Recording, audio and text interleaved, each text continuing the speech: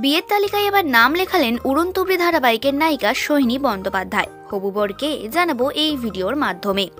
জি বাংলায় একসময় জনপ্রিয় ধারাবাহিকগুলির মধ্যে অন্যতম ছিল উড়নতুবড়ি, যার মাধ্যমে দর্শক দেখতে পেয়েছিলেন নতুন নায়িকাকে।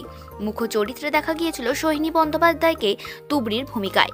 লড়াকু চরিত্রে অভিনয় করে সবার মন জয় করে নিয়েছিলেন এই অভিনেত্রী। তবে সোশ্যাল মিডিয়ায় বেশ অ্যাক্টিভ অভিনেত্রী, তাই তার মনের মানুষকে তা প্রায় অনেকেই জানেন। 10 বছরের ভালোবাসার সম্পর্ক পূর্ণতা পেতে চলেছে এই জানুয়ারি মাসেই।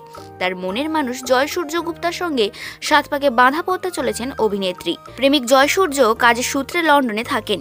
স্কুলের প্রতিযোগিতায় প্রথম দেখা হয় তাদের, আর সেখান থেকেই প্রেমের শুরু। কোনোদিন নিজেদের সম্পর্ককে গোপনে রাখেননি তারা।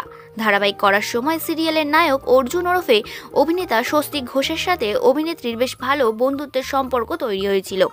আর সেই বন্ধুই আইবুড়ো ভাত খাওয়ালেন দক্ষিণ কলকাতার একটি রেস্তোরাঁয়। সেই ছবি এখন সোশ্যাল মিডিয়ায় ভাইরাল।